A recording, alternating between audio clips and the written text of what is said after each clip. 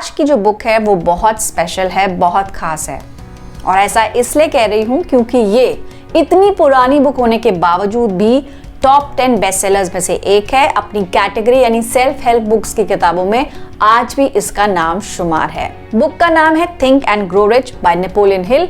ये बुक पहली बार 1937 में पब्लिश हुई थी और मेरे पास इसका लेटेस्ट एडिशन है। और इन वीडियोस के जरिए मेरी भी कोशिश होती है कि जो भी बुक्स मैं यहाँ पर पढ़ती हूँ आप तक उनकी लर्निंग्स शेयर कर सकूँ ताकि आप भी उसका कुछ फायदा उठा सकें। बुक का कंटेंट शेयर करने से पहले मुझे ये बताइए, आपने कभी तो अपनी लाइफ में सोचा होगा कि यार बहुत सारे पैसे मिल जाएं कहीं से, या फिर मैं सक्सेसफुल हो जाऊं, मैं बहुत रिच हो जाऊं, लेकिन कभी उसका जवाब ढूंढने की कोशिश की? कभी सोचा कि वो सक्सेसफुल है तो मैं क्यों नहीं? क्या कमी है हमारे एफर्ट्स में कि किसी चीज़ के बारे में हम इतने पैशनेट हैं फिर भी हम सक्सेसफुल क्यों नहीं हो पा रहे हैं? इन्हीं सब सवालों का जवाब देती है ये book think and grow rich. क्या वाकई सिर्फ सोचने भर से हम अमीर हो सकते हैं? क्या सिर्फ ये सोचना और आपस में बात करना कि क्या मुझे रिच बना सकती है कोई चीज़, क्या कोई ऐसी तरकीब, क्या कोई ऐसा सीक्रेट हो सकता है? वेल, शायद हो भी सकता है, क्योंकि ये जो बुक है ये कोई फिक्शन नहीं है, बल्कि नेपोलियन हिल जो कि अपने यंगर डेज में रिपोर्टर का काम भी कर चुके हैं, उन्होंने बहुत सारे लोगों के इंटरव्यूज किए, ऑलमोस्ट 500 लोगों के इंटरव्यूज किए जो अपने फील्ड में बहुत सक्सेसफुल थे। दे वर ऑल रिच पीपल। और उन्होंने कोशिश की ये जानने की कि आखिर वो क्या कॉमन बात है जो इन सब लोगों को सक्सेसफुल बनाती है। एक फेमस कोट है, what you think you become, what you feel you attract and what you imagine is what you create. शायद ये गौतम बुद्ध का है, उसके बारे में तो मैं श्योर नहीं हूँ, लेकिन जहां तक इस बुक का सवाल है तो इसका जो प्राइम बेस है, this book talks about desires. अब आप कहेंगे कि ऐसे तो हम बहुत सारी चीज़ों की डिज़ायर रखते हैं, पर क्या सब कुछ हमें मिल जाता है?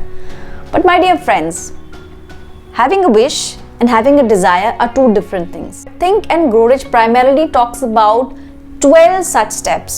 To be precise, 13 such steps that can really help you become successful in life. So the first step towards success is having a desire. And now you may say कि ऐसे तो हम बहुत सारी चीज़ों की डिज़ायर करते हैं, तो क्या हमें सोचने भर से वो चीज़ मिल सकती है?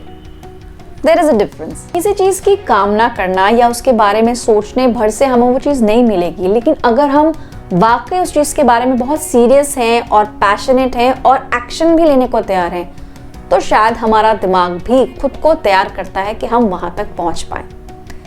This is the first step towards becoming rich. If you remember what APJ Abdul Kalam had said, कि सपना वो नहीं है जो आप सोते वक्त देखते हैं, बल्कि सपना वो है जो आपको सोने नहीं देता। राइट? सो ऐसा ही कुछ डिज़ायर का कॉन्सेप्ट है कि किसी भी चीज़ की बर्निंग डिज़ायर आपके अंदर होनी चाहिए, तो ही आप उसको अचीव कर पाएंगे। The second step of being rich is faith. कई बार ये होता है, और शायद हम में से सबके साथ होता है, कि हम किसी चीज़ को परस्यू करते हैं, लेकिन धीरे धीरे करके हमारे अंदर सेल्फ डाउट पैदा होने लगता है और हम फेथ लूज कर जाते हैं। हम किसी नई जॉब की तरफ भी जाते हैं, लेकिन वहाँ भी अगर हमें मनमर्जी का काम नहीं मिलता है तो थोड़े समय के बाद हमारा जो मोराल होता है, जो फेथ होता है उस काम के प्रति, वो कम हो जाता है। Ultimately either we quit the job और we just keep doing it without that burning desire, जिसके बारे में हमने स्टेप 1 में बात की है। Number 3 step towards riches is autosuggestion. अब आप कहेंगे कि ये ऑटो सजेशन क्या है? ऑटो सजेशन वो इंस्ट्रक्शंस हैं जो आपका माइंड आपको देता है। अब ये कैसे काम करता है, उसके लिए सबकॉन्शियस माइंड के बारे में जानना ज़रूरी है। सबकॉन्शियस का मतलब होता है कि आपका अचेतन दिमाग। There are 2 types of mind as you all know. The conscious mind, जिसके थ्रू हम सारे काम करते हैं और हमें दिखता है कि हम क्या कर रहे हैं, बट सबकॉन्शियस माइंड वो माइंड है जो हमें ऑटो सजेशंस देता है। कोई इंसिडेंट आपके साथ हुआ, बचपन में कोई बात आपने देखी, किसी फिल्म में आपने कुछ देखा, कहीं से कुछ सुन लिया और वो चीज़ आपके सबकॉन्शियस में बैठ जाती है। अगली बार आप कोई भी स्टेप लेंगे तो ऑटो सजेशंस पे हम काम करते हैं। फॉर एग्जाम्पल, आप डेली उठते हैं, रेडी करते हैं अपने आप को, यू ब्रश योर टीथ और you know comb your hair.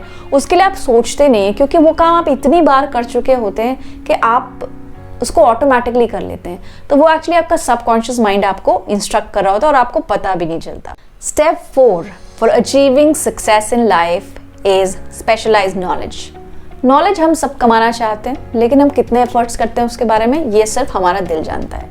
हम सब पढ़ाई करते हैं, schooling, college, MBA, CA, whatever, but सबसे इम्पॉर्टेंट है किसी भी एरिया, किसी भी डोमेन में स्पेशलाइज्ड नॉलेज रखना। जनरल नॉलेज सबके पास है, लेकिन किसी एक काम में मास्टर होना ये इम्पॉर्टेंट है। 5th step, imagination. आपने कई बार कई और सक्सेसफुल लोगों के मुंह से सुना होगा कि अगर कोई एक चीज़ है जो आपके साथ हमेशा रहेगी, वो आपकी इमेजिनेशन है। एक एग्जाम्पल से आपको मैं समझाती हूँ। मेरे फ्रेंड ने मुझसे पूछा कि अगर 100 करोड़ रुपए तुझे मिलेंगे तो तू क्या करेगी। इन द फर्स्ट इंस्टेंस मैंने कहा मैं शायद अपने लोन्स पे ऑफ कर दूंगी, मैं शायद एक नया घर खरीद लूंगी, probably I'll buy a car, but what besides that, ये सब करने के बाद भी बहुत सारा पैसा बचेगा। तो आई कुडंट इवन इमेजिन कि मैं उस पैसे से क्या करने वाली हूँ। और सोचिए कि कई लोग ऐसे भी होते हैं जो ये इमेजिन ही नहीं कर पाते कि उनके पास बहुत सारा पैसा आने वाला है।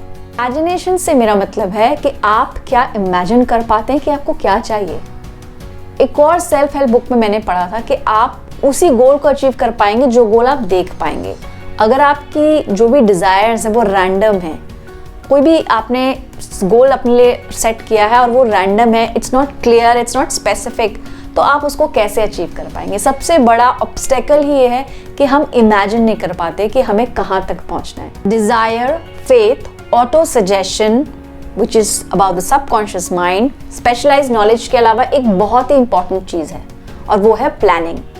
Organised planning is the 6th step to be successful. Step number 7, decisions. Most of us, हम अपनी लाइफ में अभी जिस भी सिचुएशन में हैं, हम शायद इसलिए आगे नहीं बढ़ पा रहे हैं क्योंकि हम डिसीजंस नहीं ले पा रहे हैं। एम आई राइट? डिसीजन लेना हर सक्सेसफुल आदमी या औरत की पहचान है, इसलिए बी डिसाइसिव। कोई भी काम अगर हम करते हैं तो जरूरी नहीं है कि पहली बार में सक्सेसफुल हो जाएं या दूसरी बार में सक्सेसफुल हो जाएं या तीसरी बार में सक्सेसफुल हो जाएं। The key to success is persistence.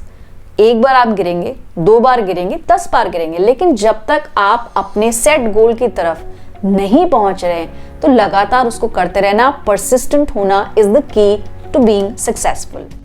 Step number 9, according to the book, is the power of mastermind. Now you would say कि मास्टरमाइंड क्या है। हमने पावर ऑफ सबकॉन्शियस माइंड की बात यहाँ पर की कि हम अपने सबकॉन्शियस माइंड में क्या सोचते हैं, कैसी energies, negative thoughts, positive thoughts हमें आते हैं, उससे काफ़ी कुछ डिटरमाइन होता है। उसके अलावा अगर हम लाइक माइंडेड लोगों के बीच में रहते हैं, किसी ऐसे शख्स के साथ काम करते हैं जो हमारी तरह सोचता है, और 2 लोग मिलके, 2 या 2 से ज़्यादा लोग मिलके अगर सेम गोल की तरफ काम करेंगे, so the possibility of being successful and being able to reach that goal is much higher. Step number 10, sex transmutation. अब ये पॉइंट बहुत इंपॉर्टेंट है और थोड़ा सा डीप है, तो ध्यान से आपको सुनना होगा। There are 3 key emotions जो बहुत एनर्जी ट्रांसमिट करते हैं: emotion of faith, emotion of love and emotion of sex. Sex यानी कि वो फिजिकल एक्टिविटी जो हम अपने बहुत ही क्लोज पार्टनर के साथ करते हैं, इंटीमेट पार्टनर के साथ करते हैं, और उससे जो एनर्जीज हमें मिलती हैं वो भी हमारी ओवरऑल पर्सनालिटी को बहुत इम्पैक्ट करती हैं। Step number 11 is the subconscious mind.